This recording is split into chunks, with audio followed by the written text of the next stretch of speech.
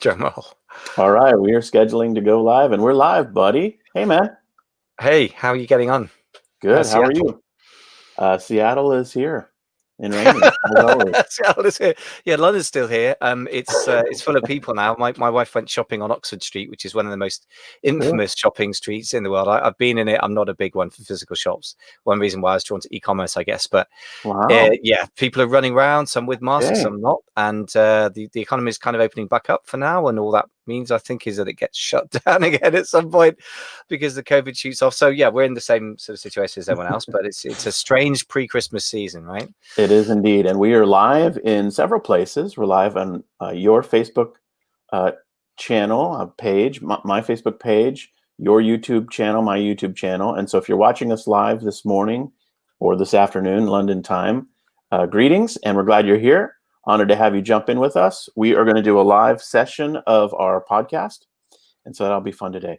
And if you're not familiar with our podcast, you're like, what are you guys doing? It's the e-commerce leader. It's the #1 e-commerce podcast on Spotify's desktop version when you use the dash. I mean, is that cheating? I don't know. I suppose it's keyword optimization, isn't it? I mean, so it's it's the same sort of game that Amazon sellers play, which is our topic for the day, isn't it? So it's basically, how do you rank #1 for a keyword on a platform? In our case, for podcast Spotify, in the case of selling e-commerce products on Amazon, for example, and how valuable is that keyword? Those are the two questions, I guess, on this. So for sure. So let's see who's today's broadcast is going to be all about private label products, and we'd love to have you interact with us. You can leave a comment on any of the locations we're broadcasting to. We're using StreamYard for the back end of this, and so we can see all the comments as they come in. And we would love to answer questions as we go related to private label products. So feel free to add them in the comments below this video. And if you're watching by replay, of course, love to have you add them in there as well, and we'll try to catch them after the live broadcast. So, Michael, I just want to give everybody a couple minutes to jump in here and join us. And I just want to say that I'm really excited about this topic. You've been teaching private label privately, and to your coaching clients, and then to your wonderful 10K Collective group there in London for years. And it's really, really fun to unpack this topic for our listeners. And I just want to say, just as a side note, it was an honor to be in your 10K Collective group a couple weeks ago and do. That was a good session. Yeah. Thank you for coming in. What a group you have, man! What a group. Good people, right? And you're honored in that you're the only expert we've had as an outside member that's ever entered the halls, as it were. We keep it very kind of private, but it was a really fantastic session. So we covered annual planning, and it's interesting that the annual planning episode for the podcast has been the most popular one in the sort of early out of the gates so far of all our episodes, I think. And I think you hit the sort of need in the listeners, and of course in the group members as well, with the fact that in November is a great time to start thinking about your annual planning really for the following year, rather than get into February. I normally find I get into February and go, I haven't got a plan for the year. That's embarrassing. I know I should have one, and then start making one, by which time it gets messy and you're into the year. So doing it in advance is a great plan. And some pretty profound answers came out of people, I think, as you said before, I guess the Brits are a bit less emotional than your American clients, so there's no kind of tears, but there was certainly some deep thought going on, I thought. Look at this. We're getting promoted to donate to so powerful. All right. That's okay. 12 private label principles. Are you ready to begin our conversation today about private label principles? Yeah. Okay. I am. All right. Well, let's do it. We're going to do this like a normal podcast. So I'm going to kick it off, and we will go from there. So I'll do the intro, and then we'll start our conversation. And again, if you're watching with us live, feel free to ask questions. We'll track with those and weave them into the conversation. So let me begin, and we'll get into it here. In this special session, we're going to start a deep dive into the world of private label products. We'll draw on Michael's experience teaching this to students and private label clients, and we'll share insights and strategies for how you can achieve success. Now, we've put together a terrific list of 12 principles. So let's jump into them today. But first, Michael, if you can do us a favor, why don't we just define the term private label product? What exactly is it? And maybe for people who are brand new to it and maybe watching this video and have not heard of these things before, tell us about what a private label product is and what we're going to be talking about today. Yeah, so a private label product, I guess, is It's a bit of a contentious term. Let's start with that. So strictly speaking, what it means is you get a product made by someone. So I suppose you could call it contract manufacturing if somebody's making something on your behalf, and you put your own label on. So literally the simplest version is you put your own logo on the product, and or you don't mess with the product itself, depends what it is. And the packaging of the product has your own logo on and possibly other design elements as well that you specify. But the actual product itself is not any different to anything else. Now, the word private labeling has become a bit broader than that in practice, especially for people who sell on Amazon. So one of the things that people do now is that they use the word private label, but they mean they have, if you like, lightly customized the product. So they tweaked it, which is a good way to go. Sometimes these days that shades into completely custom made products and custom designed products. So I guess the strict meaning of it with just putting your own logo on is not what I'm going to address there. So just in case anyone wanted to do that, I would suggest these days that is not a good strategy anymore. It was okay in 2013, 14, 15, 16, borderline, 2020 and 2021 on. I think is dead in the water. So I would advise against that. So I guess that's the first hint comes even out of the name. I would suggest that lightly tweaking existing products or customizing products is really what I want to focus on here. Okay. But the word private label is used so much that if I said all of that, I'd never get anyone's attention in the first place, which is sure. It's not a bait and switch, I promise, but it's kind of feels a bit like that because it's complicated now. So in the original iteration of the idea, the marketer or business owner would just control the label, like the brand. I mean, it's your brand on someone else's product, and to the customer, it's your product, your branded product. But in your iteration of this work, you start to introduce ideas related to customization and making unique attributes available so that you've got something that in essence is sort of a unique product for you. Yes, right? and I think the unique, that's absolutely right. I think the word unique or differentiated or different are very keywords that are going to appear again and again in my understanding of how this all works, really, in my experience of how it works. Okay, so with that sorted out, you want to give us just an intro quickly to your principles or what you put together here as a list. I know you've got a long course on this. Is this just straight out of your course, or is this just higher level principles? To be honest, no, not only is this not straight out of my course, the course I'm rewriting because I just feel like it was a very good by the numbers version of what I did that worked very well in 2013, 14, 15, sort of worked in 2016, 17 to a degree 18 and is now out of date. And I think it needs changing. So this is pretty fresh content and it's principles rather than step by step. And that's kind of annoying for people listening who want things to be simple. And I understand that simple is good in essence. I guess Einstein said something like the best theory, as in scientific theory, is as simple as possible, but not simpler. And I guess I've tried to make this as simple as possible. And the truth is, these are mature markets we're talking about now. I mean, e-commerce has massively increased in size, as we all know this year. More than ever, we have to be mature, I think, as business people in our approach to what is now a mature market. There's still, I believe, so huge opportunity, really genuinely know that, but also that we have to be more sophisticated and grown up. And I think I can't really simplify what I perceive as a true effective approach more than this. I mean, maybe I'll simplify it more in future. Wonderful. All right. Well, with that said, why don't you start to break it down for us? What is the first of the 12 private label principles? Yeah, the first one is zig when they zag, which I first heard as a phrase, I think, from Andre Chaperon, who's a very good email marketer and gets incredible open rates. Another way of putting it is, as my friend and recent, by the way, fellow Seattle dweller, Rick Cesari, so I interviewed him for the podcast recently with Jason Boyce, also from Seattle, who's Jason ran 8-figure Amazon businesses for years. He was on Amazon seller for 17 years now. Runs an agency, and Rick is behind the GoPro camera and the Lean Greed Grinning Machine and something else, each of which achieved $1 billion in sales. So he really knows direct marketing. And he says different is better than better, which is a really huge phrase. Not better, different. So that's the first thing. It's absolutely critical to be different. If you're not different, you can be better, incrementally better, and therefore much better value. People should buy your product. They would find better value from it. They would enjoy life more. That's all very well, but they're never going to get to your product in the first place in the world of Amazon, which is so hyper competitive now. I love that. So what are a few examples of how you could be different as a product? Some general ideas or approaches I'm sure swirl together around that idea.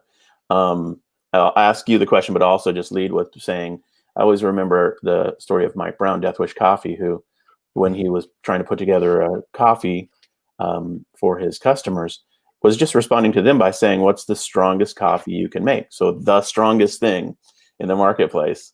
And I think his example is so great because it was an obvious need for that market, and yet no one had filled it. So becoming the strongest of whatever you're doing in terms of the physical attributes of your product is one track. Others come to mind in your perspective? Well, I really like Death Wish coffee, and that was one thing that Rick referenced with me in a recent conversation. But I think what's the classic example, if you gave a bunch of coffee to a load of focus groups, or you put it through Tesco's or Walmart or some very standard sort of supermarket chain, what you'd end up with is a slight tweak version of an existing coffee. And what they did is something that is different is better than better. Different being super strong coffee is probably, for the majority of coffee buyers, and I know you and I are massive coffee drinkers, probably a disaster. If I bought it, I'm a hyper kind of guy. I'd be up all night. My wife would be fed up with me keeping her awake. It would be horrible. But that's not the point. The point is they went for something that they want to be the best in a very particular market for people who were kind of maniacs and love strong coffee. Now, that is a classic example of different is better than better, because they did not try to produce a, quote, better or more subtle blend or a more something in the mainstream. They went right on a limb. And it was a risk, I guess, but it was a huge success. So that's a classic example of the sort of thinking that I mean. I really couldn't have put it better than that example. Yeah. The other thing that you can always do is take things out of a product. A light beer, yes, low calorie, low sugar, anything that's like that. There's something that it's in a product that you would say some people don't want that in the product. Absolutely. And that's a really, really smart idea as well. Again, because there's a concept by Richard Koch, one of my favorite thinkers of business, really profound thinker, from his book, The Star Principle. And he talks about profitable variation, meaning you can make a product different in a way that means you can charge an extra $2, but if it costs you an extra $4 to produce it, that's a bad idea. And it's very easy to do that. You get sort of feature creep, whereby you do your research on Amazon, and I'm not going to say anything very new there, that you look at all the different reviews and you discover that people want something a bit sturdier coffee cup than the one you're drinking out of, for example. So you go and make the sturdiest coffee cup in the world. Well, that's great. The trouble with that is it's going to add weight to the material. So the materials will cost you more. It will cost you more to ship. It will cost you more to store. It will cost you more to fulfill. And therefore, that's not necessarily profitable variation, even though it might be differentiation. So then taking things out of a product is really, really smart. And I'm a bit obsessed with this as an example, but I don't have it here. I've got this wonderful iPhone holder, which is just a bent piece of metal, and it is much slicker and less weight, less physical products than any other product I've ever seen that does that job. And they've removed a lot from it. They've even got a hole in it, so it's a little bit lighter. And that's a brilliant example because it costs less to make because there's less material. It's lighter to ship. It's easier to store. It's lighter to fulfill. It's not big and bulky, and it does the job better than other things I've had. So what you just said is a profound insight. I think if you can ever make a product better by removing something, you should always start with that. Like always. There's a list of how to improve or change products that comes to my mind from a wonderful training I did from John Ward a long time ago. Maybe in the show notes to this one, when this is on the podcast and the ecommerceleader.com, I'll add that list. It's like 30 things about how you can zig when other people zag. And let me just mention one little tidbit here before we move on to principle number 2 is the question behind why do this is super important. If you can zig when other people zag, you have a way to stand out. You have a thing to talk about, like, hey, here's how we're different. You have a way to attract people who are not being well served. So the zig when others zag is really strategic, and we shouldn't neglect pointing these things out. Like why it's important to do this, I think, is a key part of this. And it really sets you up for success when it comes to creating your listings and copywriting, photography, on and on and on. And I think that's a key part of this. It's like the reason behind the idea. Yeah. Absolutely. No, you're right. I should explain the reason behind the principle. Yes, I think in a hyper competitive market, differentiation is not just a nice to have, it's a must have. Yeah. And you just think about it. I mean, the simple way of putting it is if to stop the scroll. If you've got somebody mostly are shopping on a mobile now or cell phone, as you would call it, but mobile generally, they're scrolling away. You've got to stop the scroll. You got to get the click. And if your image isn't differentiated because your product looks the same as everything else, because Amazon shoppers weren't born yesterday, they've seen a lot of private label products because Amazon encouraged it for several years, and they're now dealing with the problem that's been created is a ton of listings that look exactly the same but have different brand names, which is a confusing and suboptimal customer experience. But more than ever, people have been trained to very rapidly differentiate visually and to price compare. And Amazon is a price comparison site. Let's not kid ourselves. To get away from being shopped on price, you have to do something very, very different. So yes, these are the reasons why you absolutely have to zig when others zag. Love that. Well, let's move on to the second principle. But before we do that, I just want to do a little quick shout out. Helen mentioned in the comments, good morning. It's so cool to see the faces behind the podcast. So thanks, Helen. That's fun. It's an honor to be able to broadcast live here. And Andrew said hi as well to you, Michael.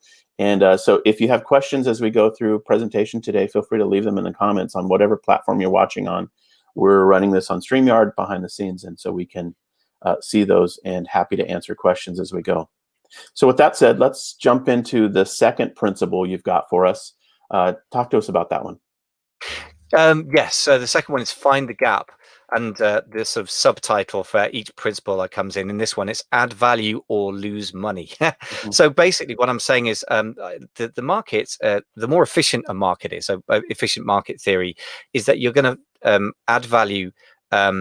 You've got to add value to the supply chain, or there's no reason why you'll end up with any profit because you're not really adding anything to it. And that's very, very true. I think the system that Amazon set up, so you're basically dealing with two giant machines. One is the Chinese factories, which kind of act in a quasi-unified way because the Chinese government's a kind of command and control, and the Chinese Communist Party is more and more involved in the ownership and the running of private enterprise. As I understand it, I'm not an expert in it, but that's a general trend. It's pretty unsubtle. The other thing is Amazon, which is not as unified as you expect a company to be either. Sometimes the right hand doesn't know what the left hand's doing. In both cases, huge entities that are very, very efficient and good at mass producing and mass selling. So again, it comes down to the same sort of thing that's driving the first principle is you've got to find a gap and then you've got to add value, which are very related. So the gap is really between what the market wants and what it currently gets. And that's, in my view, adding value to the market. And I think it's very important to point out the difference between the sort of off-world life that a lot of us will have experienced as employees, especially if you're my sort of age in my late 40s, versus the online world. If you're a local barber, or for that matter, a local piano teacher, you can offer a simple service at a low profit because you add value, because it's not worth somebody traveling from Seattle to London to have a piano lesson. You know, that's kind of ludicrous. But online, and especially on Amazon, because you get more of this perfect market, you'll actually get penalized for coming on and not adding value to the market, I should say. Yeah. And one thing you got to be very, very aware of on Amazon, which is very different to say Shopify, is this. It's not hard to get sales on Amazon, not relative to Shopify or Magento, your own store. And that can really fool you, but because somebody's looking at your listing and clicks and traffic are hard to get off Amazon, but not hard to get on Amazon. And because they're buying, which again is super hard to get off Amazon, but not on Amazon. Well, you know, off Amazon 1-2% conversion rate, on Amazon 20-30-40% conversion. That can so fool you into thinking that somebody really is getting great value from your product, and that the reason they're buying it is because it's cheaper. And when you do your economics, your sums after 2 or 3 months of doing this, you realize, oh, okay, somebody's making money, but it's not me, it's Amazon, because they're adding value, they're bringing your product to the customer, but you're not. Therefore, you're getting penalized. You're actually making a loss, and that's really brutal. But a lot of us find that. There's a book by a guy named Dan Olson, a product playbook. And I just watched a keynote from him sharing it. And he talked about 3 levels, which was interesting. One was a product's just requirements. Like, this is minimum acceptable thing that a product has to do. And that's one level. And you've got to fulfill that. That won't make people happy. It'll just make them not complain. You know. And then the second level was performance elements, things that you'd say, you know, the more the better in terms of how it performs. And that's when people go from unsatisfied to satisfied with your product. And then the third level he talked about was the wow attributes of your product. And wow attributes are things that really surprise and delight customers. And what he said is, over time in any industry, the more competitive it is, the more the wows become just part of the performance factors, and the more performance factors just become part of the requirement, and things migrate over time. I love that framework and that thinking, and I totally agree with how you're positioning it here in terms of finding the gaps. This is one of the real tricks now, and I will just say that it transcends just the product itself. Even packaging can be part of it is part of the consumer experience. Even high quality packaging can really become a wow factor, as we all know from unboxing our Apple products. When we've gotten those and we say, man, this is amazing packaging, and the opening experience of the good. And so those are things to think about as you create your private label product strategy is, can you just simply improve upon packaging?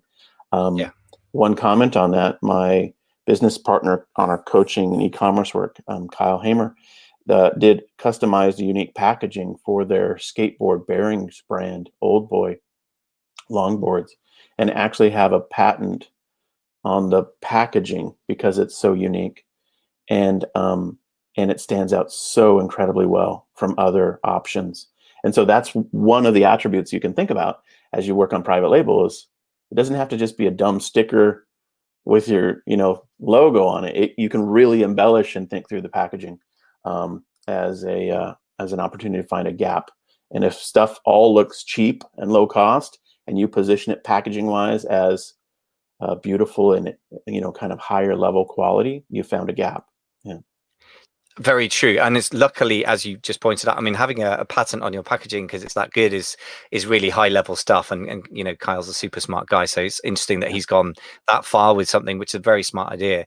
Packaging, though, you're right, is very important. And the most important thing I think is what I take from your Daniel Olson thing is that really there is a very, very, very fast change from the minimum minimum viable product that is viable on an Amazon marketplace shifts very quickly from this level to a higher level to a very high level, just to be able to sell at a profit or even sell eventually.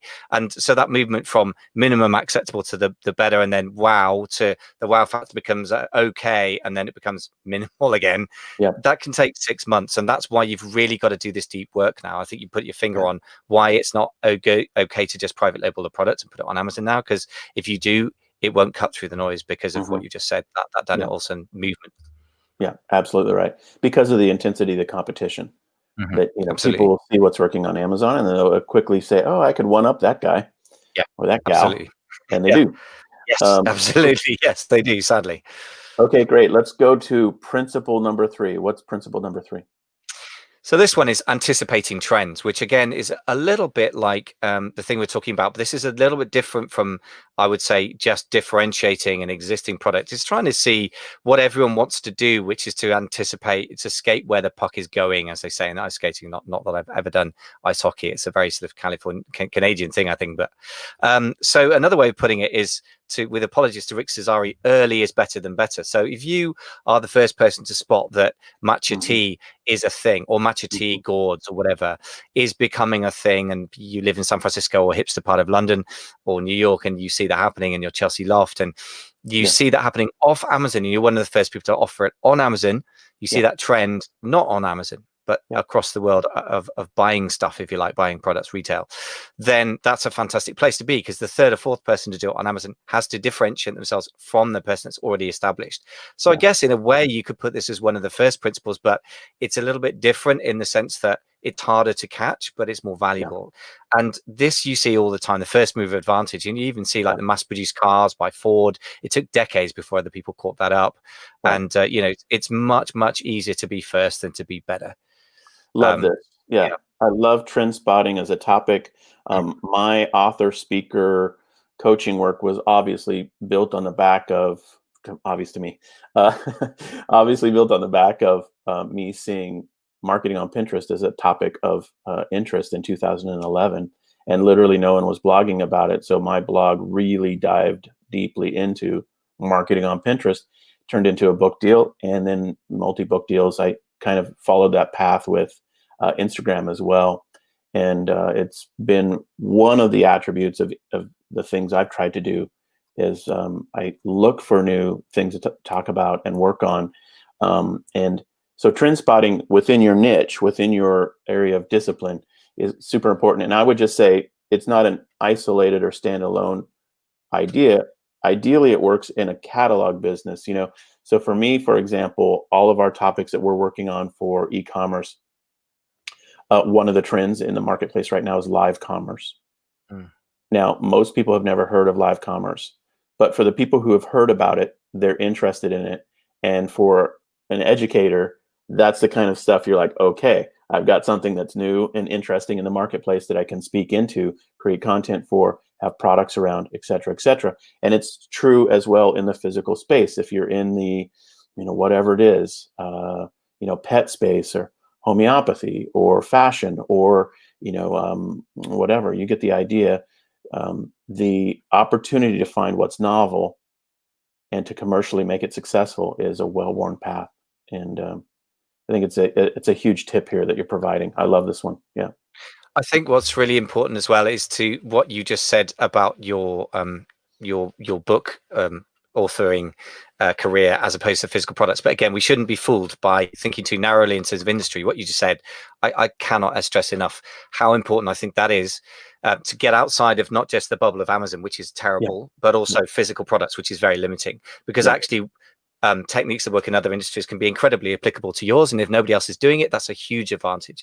So what you did is you found something that was trending. You got a very, very narrow, like a chisel that got you into the marketplace as an expert. And then you've expanded it to areas where if you tried to start talking about Instagram or Facebook marketing, initially, you would have been one amongst 100, 1,000, 10,000 people, and you would have been drowned in the noise. So that's, again, a great way to start a business, particularly somewhere hyper competitive like Amazon, is that you find a very specific trend in a very micro product category that may not be worth that much right now. And that doesn't matter. People really place excessive worth on how much money is being made now on Amazon.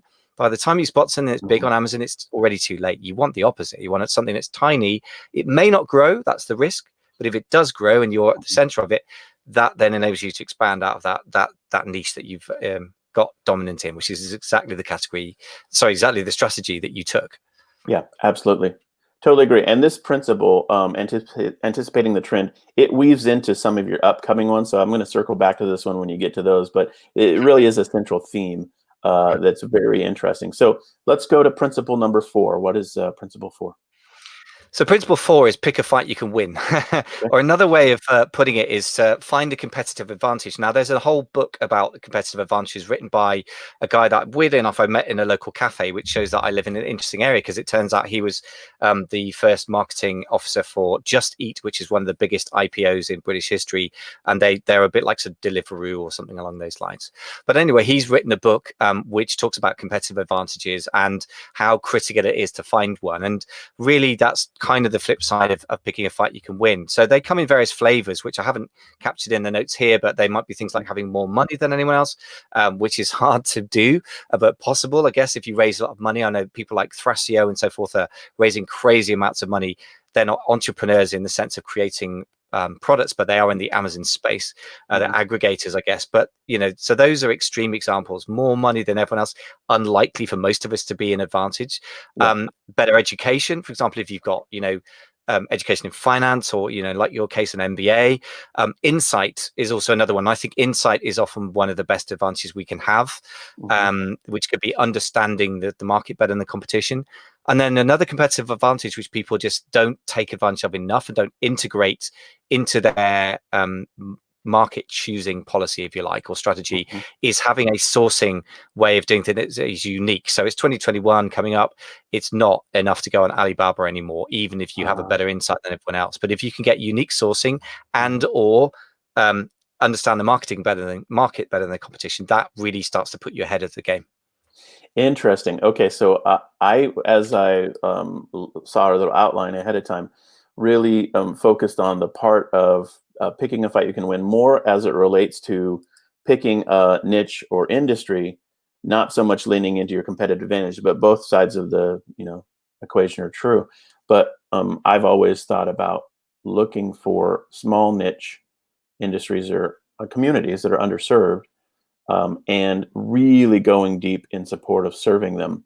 The thing that I've seen work over and over is people find a small small, addressable market that has a real need and building something for them. And it is very, very frequently a subset of a subset of a marketplace. And, like our experience for Pixie Fair is that way. We're in the doll clothes pattern niche. Doll clothes patterns would be part of the sewing industry.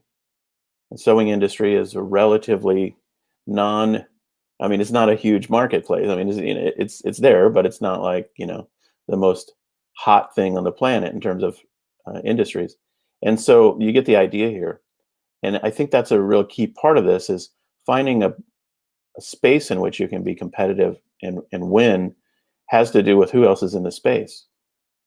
It doesn't just have to do with what your competitive strength is, because to be honest, you might think you're one of the best in the world at something, but as soon as you go up against 50,000 other marketers that have billions of dollars and other big companies, you'll realize quickly you were maybe good for the local high school level.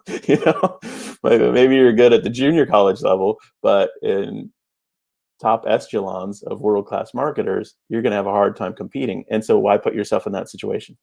Yeah, absolutely right. I mean, I guess the sports analogy is that you may be the best person at football, or maybe American football or soccer, whichever, because they're both obsessions in our respective countries, aren't they? But Sure.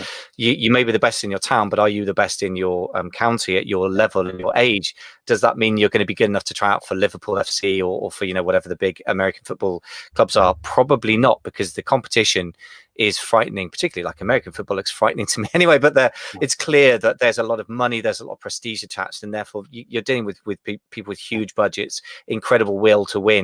And as you said, I mean, the American version of this is the riches are in the niches. I kind of hate that, because the word niche should not be pronounced like that in my view, but it's true. I mean, it's your experience that a subset of people who are not being properly served.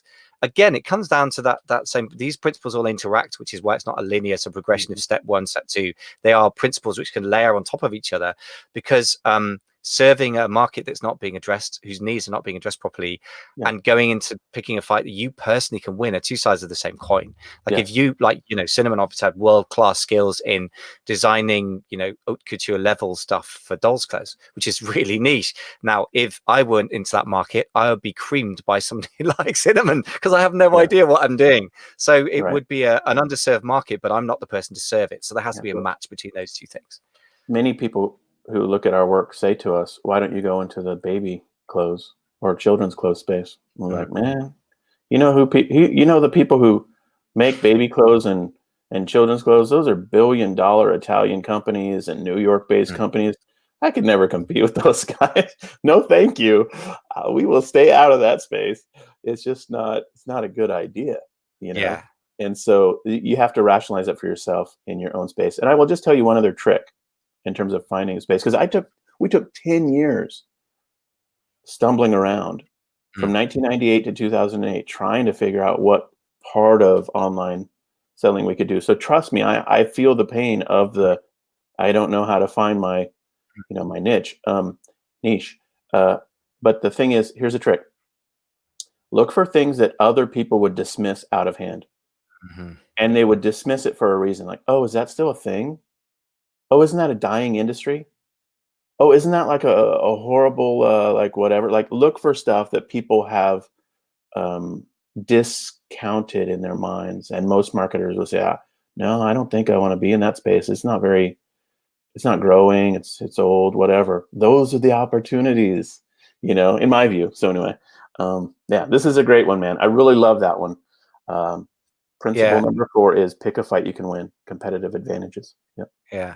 By the way, I really like what you just said. I mean, two things that are really critical. One is that where people are dismissing is where you should start looking, not end up looking, because the mainstream is never where you want to be, because that is dominated by billion-dollar, trillion-dollar brands. Like Apple is like, I think, now $1 trillion market cap company, or it's pretty close. I mean, you don't want to be anywhere close to those things. And the second thing is your honesty about the fact that you stumbled around for ages to find it. What I'm talking about is not a system you can run in 3 months and it's steps 1 to 10, and by the time you're at step 11 you're making lots of money and it's all sorted. These are principles that you will explore, deeply over time, and it's not a quick win. That there is so much money to be made by being successful in private labeling. One of the brands that came to us in the market, the mastermind 3 years ago, has 10x their revenue, and they were doing like $250,000 a month when they came to us. There's crazy money to be made, but they worked unbelievably hard to get to where they are. Yeah. And they worked so hard and went through hell to get to where they were before they started. Now that happens to be their journey. But the point is, this is a long drawn out fight, and you've got to be committed to it. And I think your example of how long it took is also an important thing we shouldn't let escape us as well. Love it. Okay, so let's go on to principle number 5. What's that one? So that's just to make it a bit more mysterious. Identify your PAP. So obviously the PAP has to stand for something. So that's the person and the pain. Who's shopping and why?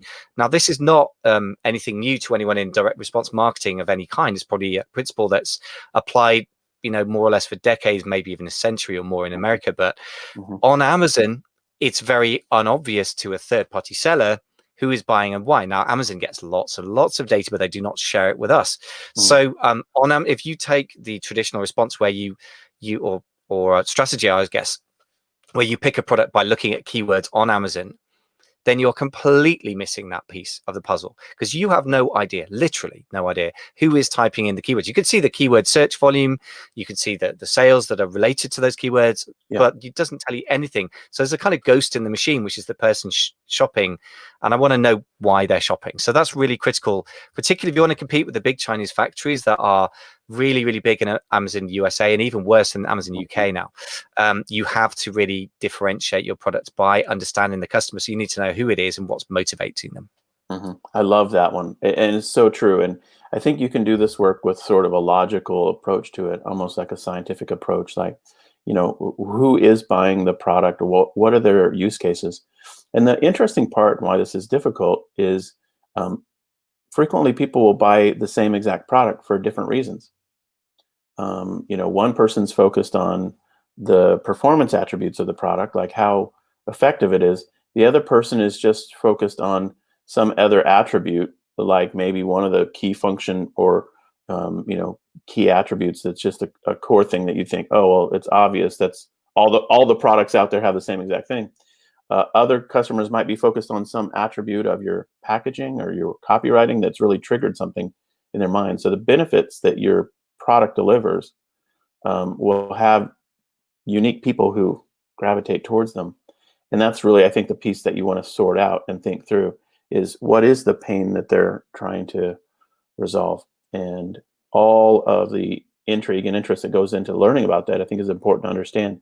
How frequently do they have the problem? How intense is the problem?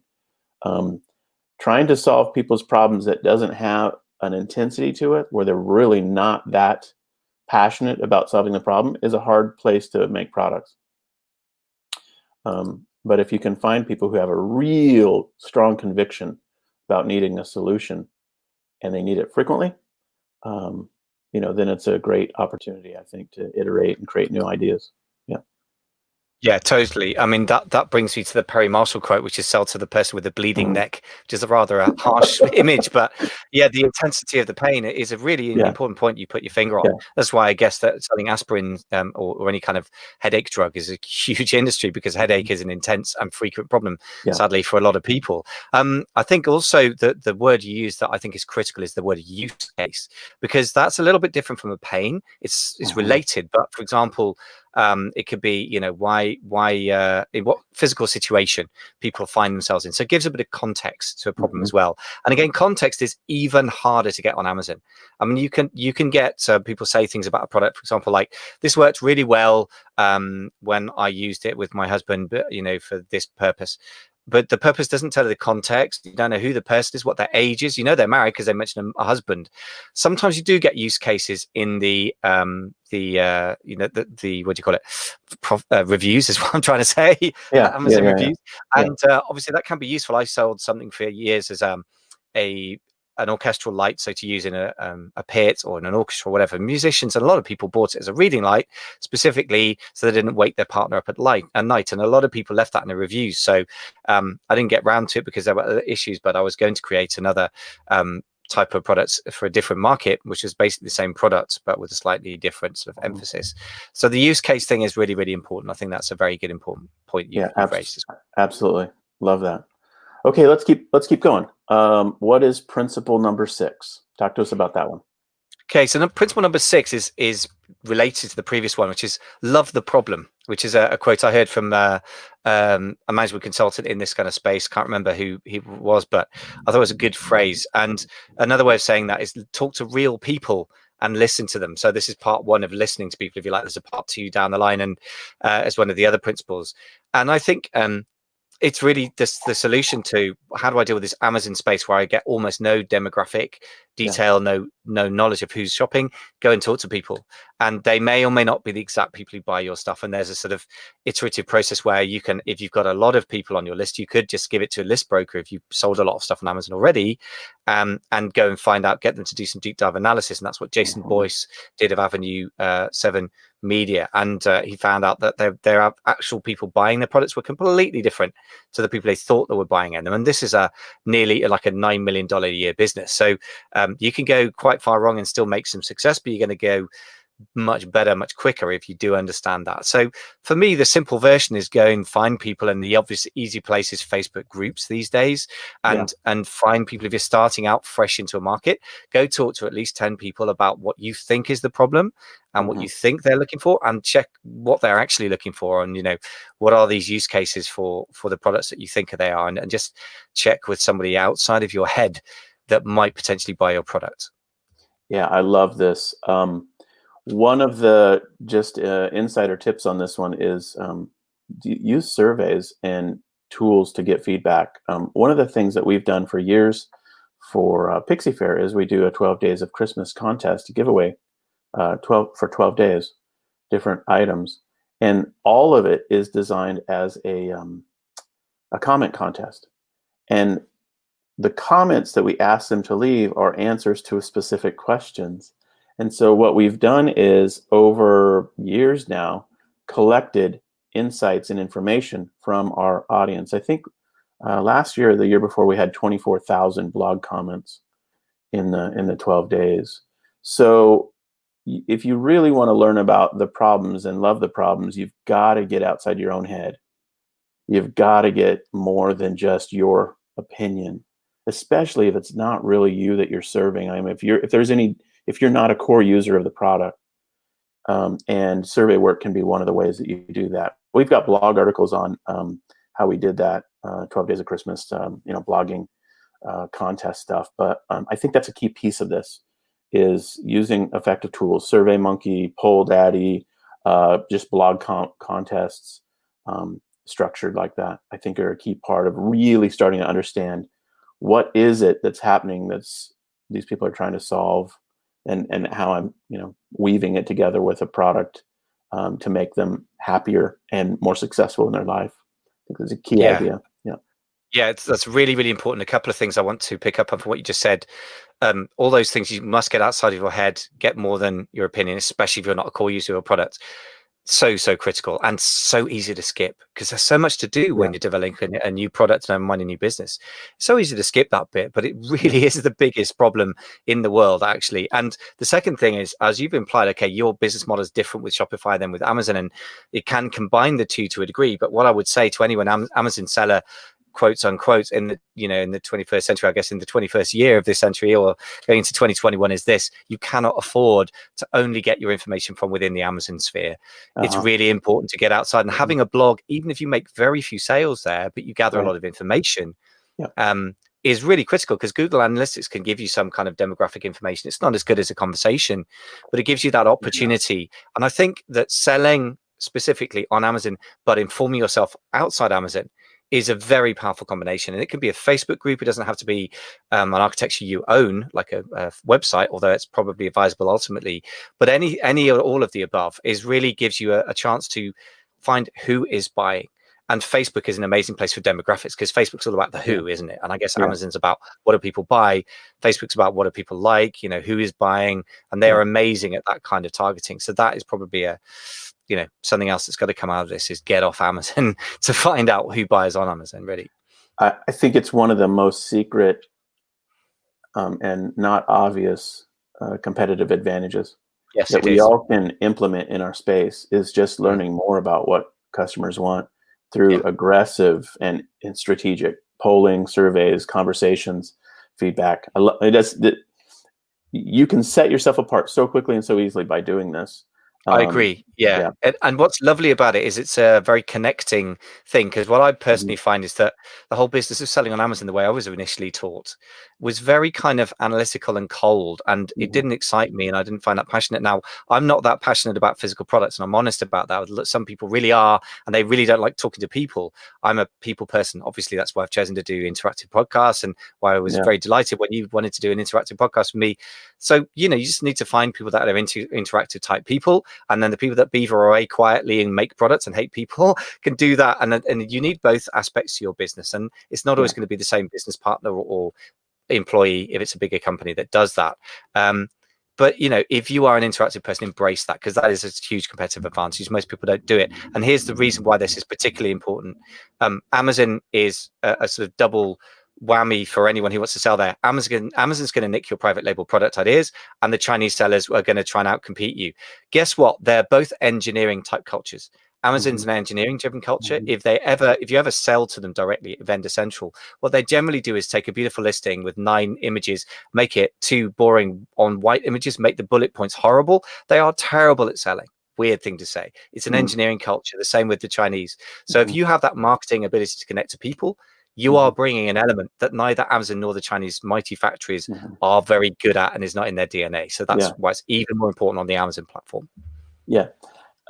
It is an interesting thing, isn't it? I would say they're geniuses at structured selling through algorithmic reference and referral and traffic to product. But to your point, copywriting, photography, and the nuances of what you might consider person to person, maybe that's where you have a standout opportunity as a thoughtful seller. Yeah. I think like Google, and they're both search engines effectively, they are geniuses at relevance. But relevance is one thing. But if I say to you, I've got the exact solution to your product, and you say, great, well, sell it to me. You say, well, here it is. It's a pen. It writes stuff. That's not very compelling, is it? And that's more or less, if you give Amazon your listing, literally, because I know so many people who've sold their products direct to Amazon, having sold them as third-party sellers, and Amazon just destroys the value in the own listing that they themselves have taken over. It's kind of insane. It's like the Matrix, like the robots cannot compute how the humans work. It really does seem to work that way. It's strange how true that is. In Amazon's own, if you go look at some of the biggest brands on Amazon and Amazon's own listings and compare them to the private label feisty sellers, there is an unsubtle difference. It's quite weird, but it's true, which is a great opportunity for us. That is still an opportunity. Weirdly, I don't know why that is. I don't know why they haven't improved on it. Maybe it's because they got 500 million product lines to deal with. Could be, but it just is still an opportunity, which is the good news. It really is good news. Wow. Well, that tees up the 7th principle, I think, ideally for us. So talk to us about your 7th principle and walk us through it. Sure. The 7th principle is really understand search intent, which absolutely ties into talking to people. Who's the person in the pain? A keyword in itself is obviously keyword research is important, but it's not enough in itself now. And what you need to obsessively try to understand isn't to spend hours and hours and hours and hours with Jungle Scout or whatever looking at keywords. Is to understand who is behind that keyword and why did they type it in? What did they have in their mind? And they may have been quite vague what they had in their mind, but that is also important to know. Are they very precise about what they want? Are they still sort of in discovery stage, almost like the Google kind of searcher, but open to buying? Where are they at in that journey, et cetera, et cetera. One way of putting this simply is one of my mastermind members, Ashley Pierce, who of course you met in the group the other week. And he said a niche is a set of keywords plus intent, which is a really nice way of sort of making it neat and sort of Amazon friendly, but still precise, which is to say you must understand the intent. And again, you need to understand that link between the person and the pain we've talked about and the keywords they type in. And once you've got that, then you really understand what's driving marketplaces, I think. No, I totally love this one. And it, to me, it ties into understanding the trends and what people are doing with the products and what's driving their interest and enthusiasm for it. This is a really, really interesting thing to do. And again, it ties right back into asking the customer, staying in connection to the customer, learning about what they're doing, seeing what's happening. And, you can do this types of research even as I guess you could say as a stalker without directly talking to people, one of the simplest ways is just to camp on hashtags on Instagram or on social media platforms where you just look to see or be in groups, look to see what people are really investing time and energy on as it relates to their intention and interest with specific products. And really, subreddits are great for this. If you try to research something and you're not understanding the mind of the consumer, go to a subreddit, or if you're not familiar, go to Reddit and look for subreddits, which are subcategories, and really start to type in questions and see what many people have already shared as insights and answers. And you'll start to really get into people's intent and what they're trying to do. It's so fascinating because when you look at data, you can see that obviously people will use 100 different or 500 different phrases when they're searching for things and looking for things, and they're all slightly different, but they're all trying to find, ultimately they're looking for solutions. And it's just a matchmaking exercise to really figure out what are they trying to achieve, and is my product positioned in such a way that it's successful to be seen as a solution to their problem. Yeah, I love this one. It's fascinating work. I just want to say a couple of things. One other obvious place when you're talking about questions specifically is Quora. Very useful place, very underused. I mean, it's very rarely discussed by Amazon sellers for some reason, which obviously is a kind of question-driven quasi social media channel, a bit like subreddits. The other thing to say there is, you just put your finger on something incredibly important I want to just address for a second. People use like 500 phrases to more or less search for the same thing. Now, that's so important to know, because just because you can rank number one for keywords 1 through 10, and there are 480 odd other keywords which you aren't ranking for, does not mean you own a niche. So the definition of a niche is really hard to do cleanly, but here's one example of one way of doing it. Again, Richard Koch, the genius of the STAR principle, amongst other things, says this: if you keep seeing the same competitors turning up, you're probably in the same niche as them. For example, is there a niche called yellow sports cars? Well, no. There is a subset of people who shop for sports cars who want yellow ones, but if you put yellow sports cars or sports cars into Google, you'll find the same people come up, Ferrari, Tesla, whoever it is. Whereas, smart car is a much smaller niche, and you'll find smart cars and 2 or 3 other ones, the names of which don't occur to me right now, will turn up. So that's a different niche, and you can tell because the competition's different. So that's a good sort of rule of thumb. And really, it's no good fooling yourself that just because some keywords seem to be in your favor that you own a niche, or that you dominate a niche. You need to have a healthy set of keywords that have a similar intent behind them. Hence, you cannot really do this work unless you understand the consumer in the end. So just wanted to really underscore what you were just saying there. Yeah, great point. I love that one. Okay, so principle 8 is going to take us in a slightly different direction. We're going to pivot into not the necessarily customer-facing sales side, but more the back-end operation. So let's talk about principle 8. What do you got for us? Yeah, so principle 8 is integrate savvy sourcing, and the subtitle, if you like, is MOQs trump scaling. So scaling is something everyone obsesses about from day one, normally, in my experience, of people who've been sort of, shall we say, brainwashed is the word I'm trying to avoid saying, by some Amazon course about, you can go on Amazon and you can sell $10,000 a month very quickly. Yes, you can. That doesn't mean you're making profit, though. And really, people obsess about scaling when they haven't started yet. And I think that's another principle that I'm going to talk about separately, really. But the main thing with sourcing as a part of your market choice, as opposed to a separate thing, is if you can start to focus on you don't have to do this, but the more you can layer these principles on top of each other, the more likely you are to succeed, and succeed well, and make lots of profit for yourself. And if you can start focusing on the sorts of products that will not really be well made by the Chinese factories en masse, but for example, the other day I was talking to Kanak Ogra, who is of Indian origin. He now lives in London, but he's very connected with rural hand makers in Indian subcontinent and other countries around that area.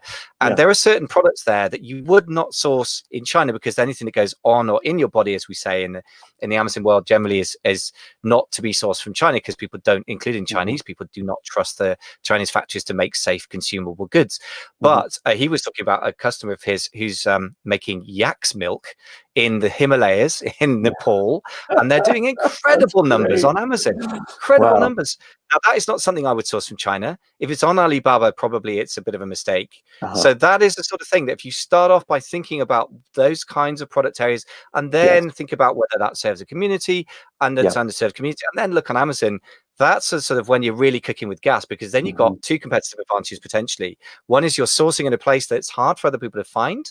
Like, who's going to find a Nepalese farm easily and duplicate and make mass and produce out of plastic? That's not going to happen. And so I think this is a very recent trend that I think could be really big in 2021, that finding sort of small sources that are not easy to scale actually is a huge competitive advantage, believe it or not. It creates problems, but if you can solve those problems, then you are ahead of everyone else who's looking on Alibaba the whole time.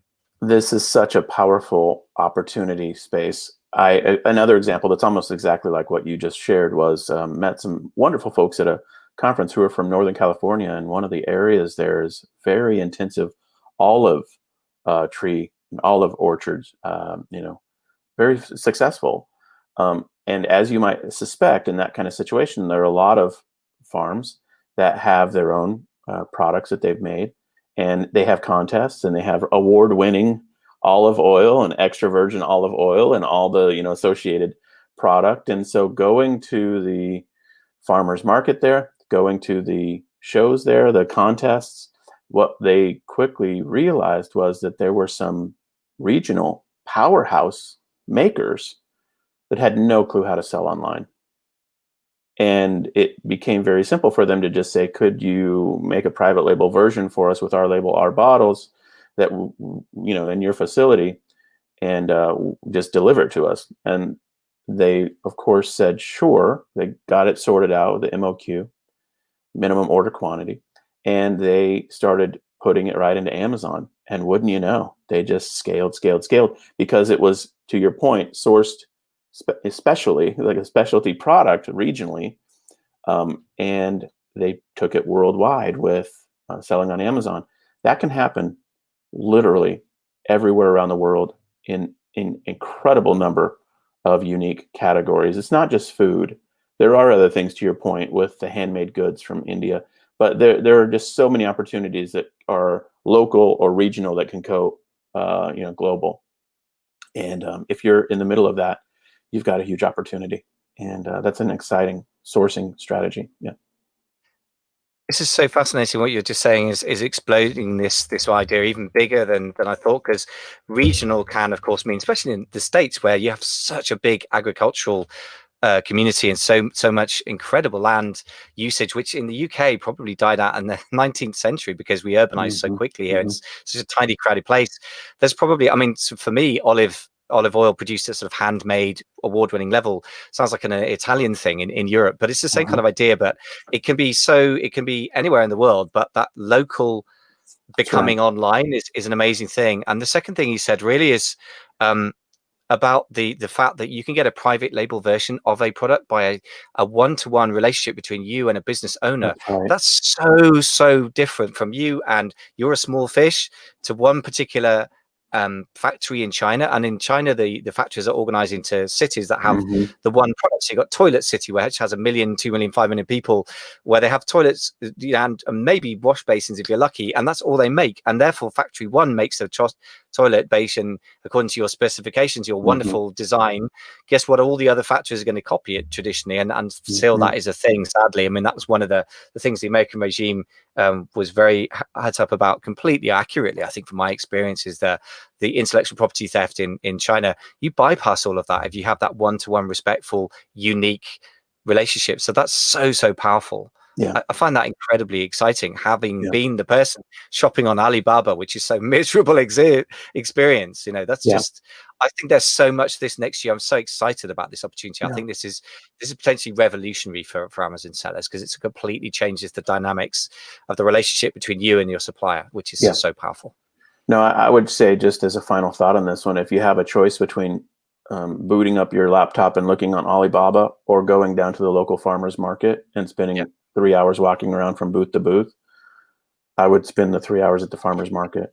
Couldn't agree more. Yeah, do not go in Alibaba, not in 2021. I think it's over. Yeah, totally agree. Alibaba's over. Yeah. Okay, so talk to us about principle number 9. Yeah, I kind of feel sorry for everyone listening. There are so many principles, but honestly, there's so much that goes into a successful private label product. This is the simplest I can make it. So co-developing your co-develop products with your market, which is talk to real people part 2. So having spoken to people, this comes from the best classification, the best codification of this is from Ash Maurya's book called Running Lean, which is based obviously on the lean startup principles from Eric Ries's famous book, but it's much simpler, which is good because I found Eric Ries's book quite hard work, very clever but hard. And the first type of interview that Ash Maurya has for you do is what he called the problem interview, which we've already talked about. And this really comes from his idea of the solution interview, which is once you've gone to the farmer's market, found this award-winning olive oil, which maybe again, to give use cases, maybe people use as a massage oil because it makes very fine oil. It makes quite good massage oil, certain grades of olive oil, for example. Let's say that I may not be accurate. If you're an olive oil producer, forgive me. And let's say that's what you're doing. Yeah, or yes, exactly. So if I'm talking nonsense, forgive me. But let's say you do that, right? So you got this extra virgin, special thin oil. Yeah. I'm regretting this already, but I'm going to follow it through. And you talk to real people and you give it to them and they use it and they go, this is disgusting. It sticks to my skin. I don't know why you thought of giving me olive oil. This is horrible. Now you know you really do not want to go back and order 10,000 units, put it on Amazon, get 1-star reviews and then drop it. It's good to know at 10 people, not 10,000 or even 1,000, right? So it's really good to correct course really, really early. If out of 10 people you go back to 9 of them say it's disgusting, the 10th says, and they're being polite and they say it's quite nice. Guess what? Don't sell that thing. Go back to your producer and say, thanks for that olive oil. It's wonderful. I use it in my cooking. Here's the thing. It's terrible for massaging. And they really want to serve that market. Have you got something a bit lighter? And they go, oh, well, yeah, my grandmother from Italy used to use this mixture. And then you get the mixture. You come home, you try it out. You're on your wife, like my wife likes massage. It works. And then you go back to your 10 people and so it's an iteration, but very fast on a very small human scale, Love it. And obviously this is an example from sort of the food consumable space, but what's been commercialized over the last 10 years really successfully on the physical goods space is this co-creation concept with sites like Kickstarter or Indiegogo, where you literally create the vision for the product. You ask people to support the effort by helping you fund your dream and getting involved in the process even before it's made, and tell you color choices and sizings and packagings and unit quantities and the attributes that are important to them, and then you make a product for those people who already paid you. It's just genius. And so this concept of co-creation, co-development with your user community, I think is just a fantastic product development approach. And when done right, you bring people along to the party as really inspired contributors and invested in your business at a much, much deeper level than just using the product and being happy. I mean, they have pride of ownership when they've co-created with you, and that can be incredible. And so I love this one, and I do think it's a really, really powerful marketing strategy. To whatever extent possible, you can create a behind-the-scenes user group, or a product launch group, or a Kickstarter group. Those kinds of ideas is really, really beneficial to the long-term success of seeing a product come out into the marketplace and find a core user group that really is going to be loyal to it. Absolutely. I just want to stress that there's some differences. I mean, these things can all blend together, but I think there should be connection, but clear division in terms of function as well. That finding out about the problem is not the same as developing the solution, is not the same as marketing the solution once you've got it to the point where everyone loves it. They can be the same set of people, of course.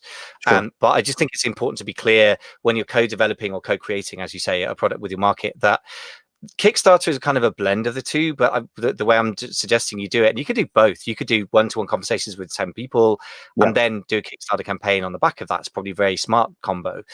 But when you're trying to get the product perfect for the market, for a particular use case, for a particular type of problem, for a particular type of person, that's a little bit different from trying to create user groups that will give you product reviews and stuff. Although you're 100% right that they could well become the most passionate users of the product. The other thing that makes me think of is this Tom Peters quote, which is about management, nothing to do with product development. But he said something like, can't remember one of his books from the 90s, no involvement, no commitment, underline this, asterisk it. He said lots of things about it's more of a management technique, but actually I hadn't really thought of it in conjunction with product development. But you probably have a very powerful point there, that if you do, I'm flipping my head on the comment I just made now to flip it on its head. If you do get people involved in it and they love the product, they really feel it's their product. In a very real sense, it is, because they had a hand in making it. Those people are probably going to be great advocates, and that's when there's a lot of creativity in the whole thing I'm talking about here. That I guess what the reason I've put it in principles, not steps, for a reason, because I'm so against this steps 1 to 10, and then you get your magic, you could go and live on a beach way of putting things across, partly because I deal with the results of that. Then people come to me and I give them a reality check, which is often like, I can't help you because that's not how life actually works. I wish it were that simple. I was trained in it that way, and that's a kind of miserable, sterile process, and perhaps not coincidentally it doesn't work either. So the creativity involved in solving these more difficult problems, but in interaction with the market again and again. We've identified, I guess, 3 places now. What's the problem? Do you like the solution? Will you help us market the solution? There's more community, there's more creativity. For me, that's just more energizing. I just find that idea of that linear idea depressing, and also my experience is it's very low success rate. So this is the opposite: be creative and be interactive, really. I love that quote. That's Tom Peters. No involvement, no commitment. Yeah, I mean, he said it really. That's more belongs strictly in our team sort of area, in the fact that it was about team management. But what he said is no involvement, no commitment. Underline this, asterisk this. It's true with customer creation as well. Co-creation with customers. I mean, I think you've got an opportunity to really bring people to the party, and the bigger you can do that at scale, the more potential you have for, it's like a funnel. Like, imagine doing a survey that has 10,000 people who have responded. And then you come back to them with, hey, here's version 1. Are you ready to, support the Kickstarter campaign? And then you've got 5,000 people that respond, or even 1,000. And then you've got, hey, here's my product launch. Would you, you've bought it. Would you leave a review? And you've got, 500 people that respond, whatever it is. I think that approach is really incredible. Okay, so let's move on. In the interest of time, we'll break down principle number 9 with us. Are we on 9? Yeah, sorry, we're on 9. I think we're on 10. We just did co-develop with your market. So principle 10 is sorry. Principle number 10. What's principle number 10? Well, those my fault for creating so many different principles, but principle number 10 actually really neatly, it comes on the tail of what you were just saying, because I was just about to say what you're talking about with that funnel is a scaled version of what we've been talking about. But principle number 10 says start with things that don't scale. Again, this is a quote from somebody else. So Paul Graham was the founder of Y Combinator, which is behind lots of unicorns, billion-dollar valuation companies, not even revenue. Their revenue's way in excess of tens of billions sometimes. And starting with things that don't scale is just the mindset as much as anything else. It's like, forget about how are you going to scale this up to producing 10,000 units of olive oil when these guys were only used to producing like 100 units a week. Okay, well, that will be a problem, but that's a less important problem for a startup. The right place to start is, where do you start? How do you get into the market? How do you enter the market? How do you find the market? How do you develop the first iterations of the product? So there's starting questions, not scaling questions. Scaling is obviously a critical part of a business. And we've talked about this, the business model defensibility. One of your questions, absolutely rightly, is how do I scale this? How scalable is this? And that is a problem. But on the Amazon world, because Amazon is full of products that are good at scaling, Amazon itself is a scale kind of platform that enables third-party sellers to get 20, 30, 40% conversion rates and shift crazy amounts of products, who on their own would shift, tens of units a year, literally that different. But in that world, and Chinese factories produce at scale, in the world of people who are great at scaling, ironically, your best bet is to start with things that don't scale, and then figure out how to scale later, which sounds very counterintuitive for those who've got an engineering or corporate kind of mindset. So that's my belief now, based on experience. Yeah, I totally agree 100%. And I would just interpret this topic to say it a little differently, because I think a lot of people do get stuck on this, like, well, why does that make any sense? And so here's how it makes sense to me from my point of view. When you start with things that don't scale, you start to really, really understand the space that you're operating in. And Robert Ronstadt is a professor who coined the phrase, the corridor principle. And the idea is that when you start down a journey, like in a corridor, doors will be open to you that you did not see. before you started on that journey. And so the adjacency of opportunities next to what you started that won't scale can sometimes unlock incredible potential. And that's our story. So when we started in 2007, 2008 on eBay running auctions for handmade items, it was completely not scalable. I mean, we tried for 18 months and I was, as a marketer, like, this is working. And my wife and co-founder, who was the handmade items person, was saying, I'm done. I'm not sewing till midnight making these things anymore. I'm taking 2-3 weeks to make something that we can auction for $400 or $500. Great, but there's no scalability there. But what it gave us was an entry into a market, or a subset of a market that allowed us to see opportunity. And so doing things that won't scale for a user community that has a real strong need will get you closer to success faster, in my view, because of these elements that occur, the corridor principle and the issues of seeing their needs and finding adjacent product opportunities. So that's kind of how I interpret this one. It is counterintuitive. People who first come into this are like, well, that just doesn't sound like a good idea. Who would do that? Who would do something that won't ever scale up? But there's reasons to do it. There is a method in the madness.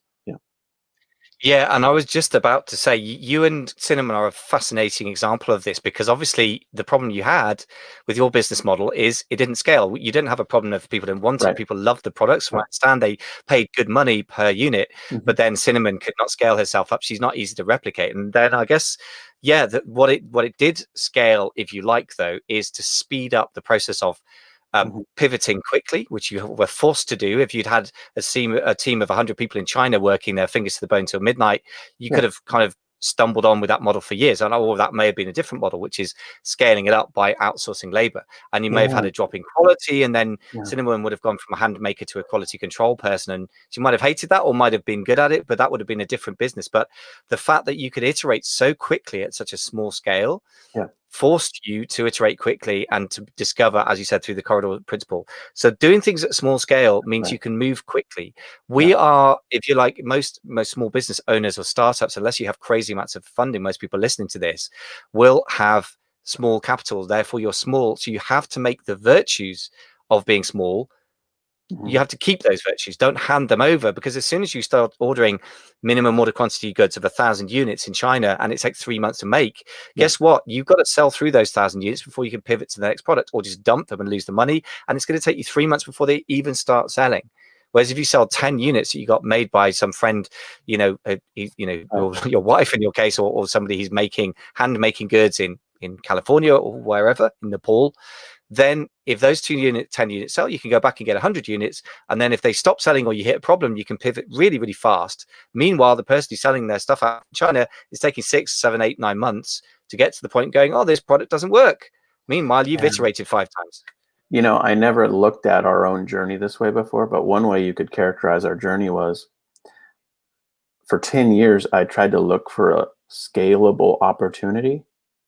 And I had various dumb ideas. Inflatable camping furniture was the genius idea I had that I thought was amazing before anybody had it. But I'm telling you, and but I had no business figuring out camping furniture. I mean, I just didn't know how to do it.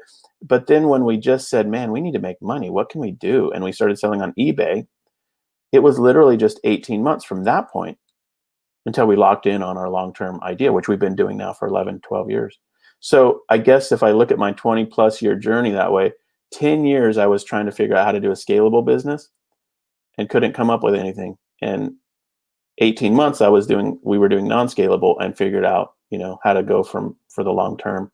So yeah, I think that's kind of really, really, as I reflect on my own journey, I've never thought about that way before, but I think you're right.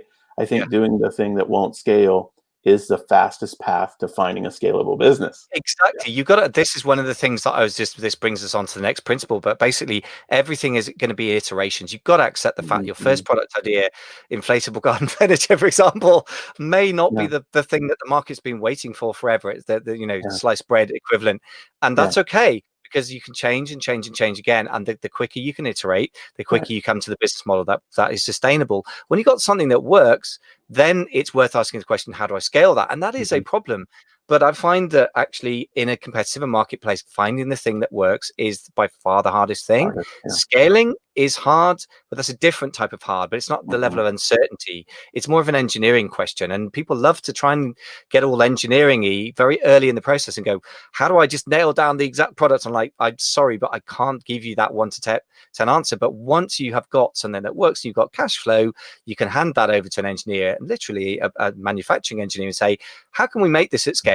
And they'll come back with an answer. And that will be a fairly mathematically driven, rational answer. It works or it doesn't. And, that's an easier, more graspable problem to solve, I think. But the ungraspable bit is grabbing that market share, Love it. Okay. And this does tie into the next principle, as you said. So what's principle 11 about? Okay, so principle 11 is everything is an experiment. So this is a mentality, as a practical point, but it has immediate ramifications on what you practically do. So your expectation for each version of a product, are you expecting one and done? Or are you expecting this may be the first of 5 versions of a product, right? Every successful product I can think of commercially had several versions that were pretty rubbish to start with, including the Kindle, which has made Amazon squadillions of pounds and dollars. The time allowed to getting a launch at scale is also going to be different. If you're going to experiment with 6, 7 different iterations of a product at small scale, you're going to understand it's going to take you 2 years to mass produce and scale up this product. But I want to scale up a profitable product rather than the pseudo success. I've got a private label product launched in 6 months, in the sense of private label, literally just my label on an existing product that looks exactly the same as everything else. Okay, so great. By Christmas, maybe you've done $30,000 in sales. Great. Go and look at your numbers and you'll probably find there's no profit there. So that's a false kind of win. And I want a real win. But by thinking everything's an experiment, I allow time to get to that point. The budget's obviously going to be bigger. I'm not going to try and get to a mass scale product that's really successful with a few $1,000s. It's not likely to happen. And the number of iterations before you abandon a product. If Amazon had abandoned their Kindle at iteration number 2, it would have been a complete failure instead of a roaring success. Oh man, I love this one.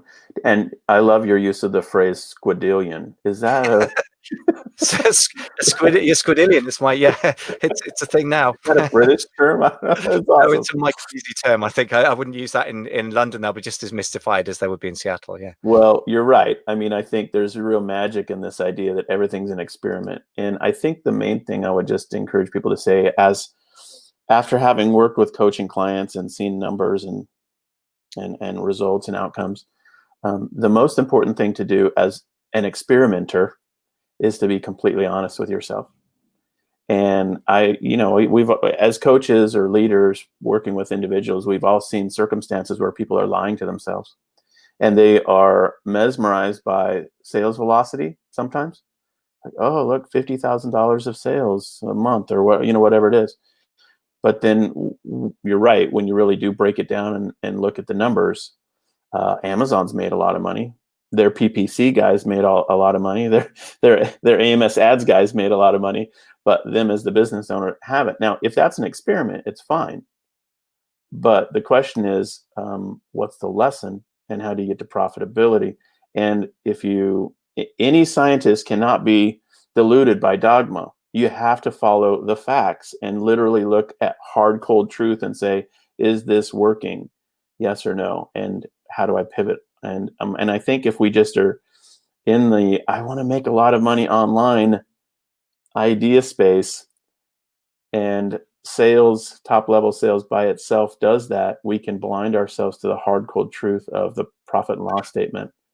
And it's one of the key coaching tools we use with our coaching clients is, let's look at your monthly P&L from last month and get reality. And I think ultimately people want to do that. Just sometimes they just don't know how. And having a coach or an advisor that comes alongside and says, okay, let's look at your P&L, and let's look at the ratios, let's look at the percentages, let's look at your goals, and it starts to come together really, really quickly if you start to do the hard pushback of, what did you just try? Did it work? Yes or no? What did you learn? And we're always doing that. Successful e-commerce is a series of failures strung together until you find your path. That's how it works. Yeah. Absolutely. Well, they say that was it. They fail forward is the Yeah. Marines' sort of motto, right? And so you need to fail in the sense you didn't achieve your goal of making profit or even sales. But if Mhm. your goal is an experiment, is not a failure if you get a result that you Yeah. didn't expect. It's a failure if it doesn't give you a result. So Yeah. if you try and do something and the results are very ambiguous, that as an experiment, strictly speaking, it's a failed experiment. Even if you make a lot of money, it's a failed Mhm. experiment because you haven't got the data. And what Mhm. you've got to do is value not data in the narrow sense of a few numbers, but the learnings in the Yeah. broader sense, as you said. Yeah. Those are actually, I think, the outcome you should be pushing for in an experimental phase of a product development or even a new business model. The thing about honesty as well, you're so absolutely right. And I think we've got to do very clearly on Amazon, not what Amazon encourages to do as third-party sellers, which is to just go for sales and revenue and revel in revenue numbers. They make it very Yeah. gamified, even the way their platform is set up in the third-party sellers, the what do you call it, Seller Central, is Mhm. gamified because it goes on about the revenue is just in your face. It doesn't Mhm. really break down the profit at all for you. You have to work very hard to find that. You're absolutely right. Yeah. But you need to do what they do, not what they say you should do, which is be radically honest. And then Jeff Bezos is nothing but intellectually rigorous and radically honest. And Mhm. Steve Anderson, a guest of mine recently, has written a book called I can't remember what it is, 14 Principles, basically based on Jeff Bezos's letters to shareholders, Mhm. where he is incredibly honest and straightforward about how they operate. So Mhm. don't read anything they send to you as a third party seller saying, oh, you could be spending more money on Amazon ads. Well, of course they say that because it makes Amazon Yeah. money. Read the letter to the shareholders. And I think the Yeah. shareholders are their ultimate customers. It's That certainly not the third party sellers. So, that book is the Bezos letters, I think. Yeah. yeah, the Bezos And letters. That's right. Yeah. it's Good, interesting because good I book. know the community of authors that were sort of associated with that book, and Interesting. Barnes and Noble won't carry it, which is kind of funny. It's kind of funny, yeah. So I totally agree. Do what they do, and be intellectually honest and look at everything as an experiment. Okay, okay. In this interest of time, let's move on to our final principle. Break it down for us. What's principle number 12? Well, principle 12, we've already really touched on, which is iterate rapidly, which is why we really, when we talk about sourcing strategy, that's why I think you have no choice but to integrate your sourcing strategy into your market choice slash product choice strategy, which is a pain because it makes it more complex. But the reason it works is if you love low MOQs, low minimum order quantities over large scale, if you go to some guy in and get rural handmade sort of beautiful wooden goods made in Nepal, or yak's milk made in Nepal, or olive oil sourced in California, Mhm, for mhm, example, and mhm. you have like 50 units and you sell them, or you even sell them, to your friends, or you just try and really small scale. But even if you're selling on Amazon and they sell out really quickly, or they sell horribly and people write horrible reviews, you can very quickly go back and say, okay, let's change it and Yeah, change and change until you, as you said, it's a series of failures. If you're going to fail, you want to do it quickly and you want to do it cheaply. And if you recognize and you're humble enough to know that you probably won't get it right first time, yeah. then you build that into your system and you spread your money amongst multiple small pots. Another way of putting this is the principle that Jim Collins came up with I think it's Great by Choice, which is a book all about how companies have thrived in very high risk environments, which is fascinating. It includes some tech companies. And he Mhm. says one principle is fire bullets, then fire cannonballs. In other words, you need to Yeah, calibrate yeah. first where you're going to hit, and only then do you spend the big money on a big launch. And that's the same basic idea. I love this one. It's totally in line with kind of how we've tried to run our business as well. And the thing about it is, if you're in an inventory intensive business, then you can be trapped in this situation where your supply chain slows down iteration. But I would just say this: there's always something to be testing and always something to iterate on. So, for example, as a private label seller on Amazon, you can always be testing your copywriting.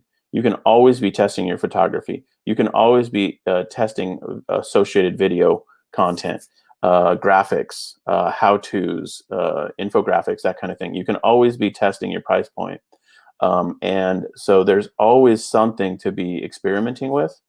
And I think that's part of the rigor of e-commerce selling is you cannot just throw stuff out there and expect for it to continue to do well at the first place, or to continue to do well without constant tune-up, refinement, improvement, enhancement.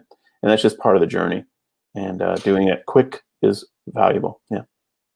Yeah, you make two important points there. One is the iteration in your marketing, which fortunately, as you say, you're not trapped in by anyone really. And the second thing is really you've kind of touched on, but I want to flesh out, which is we really focus on the startup phase of product development effectively, and that's by design. Now that can apply to very sophisticated sellers who haven't sold on Amazon yet much, or who've sold other types of products and need to develop physical products. It could be that they are expanding into a new product range and need to change their philosophy in response to the market.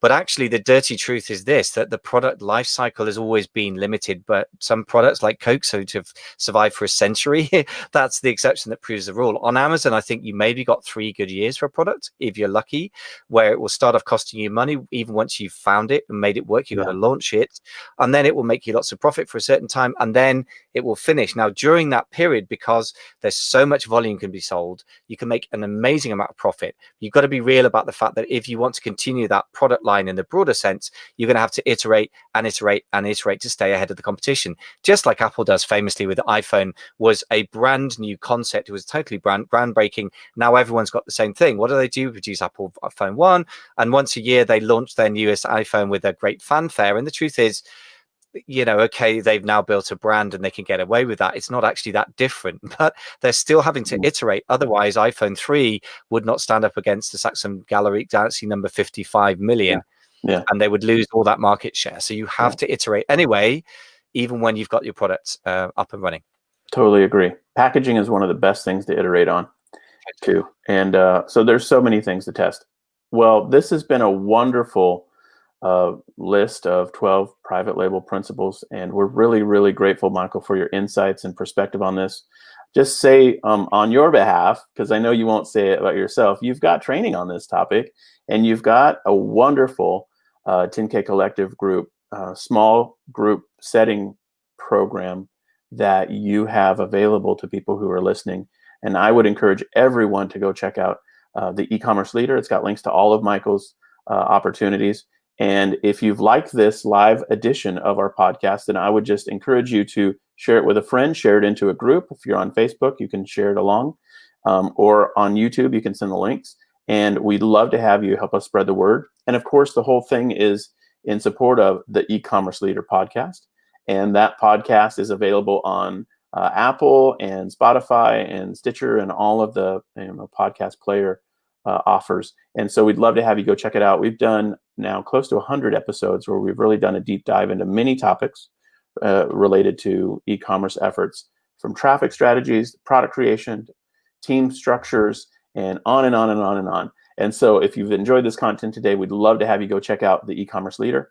If the player that you use allows for reviews or ratings or that kind of thing, we'd love to have you leave one and support the work. And it really is an honor to be able to share thoughts and ideas. We do this because we're passionate about seeing e-commerce sellers succeed and scale up their efforts. And we're really, really grateful for the chance to speak into your business if you've been listening and participated. So Michael, thank you again for a great session here.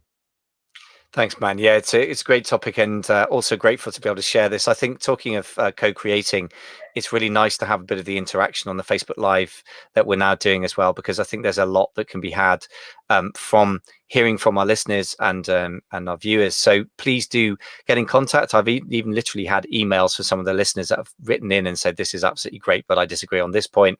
We absolutely love that sort of thing. I mean, it's so thought-provoking and exciting. So please do contact us in any way you want, but especially, come and listen to the podcast, and then do come and visit our Facebook group, or come and make some comments on the blog as well. Absolutely.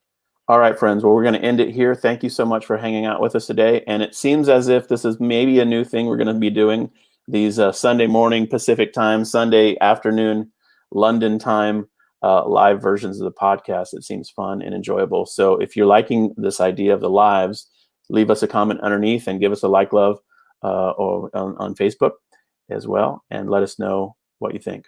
Thanks so much, everybody. Take care.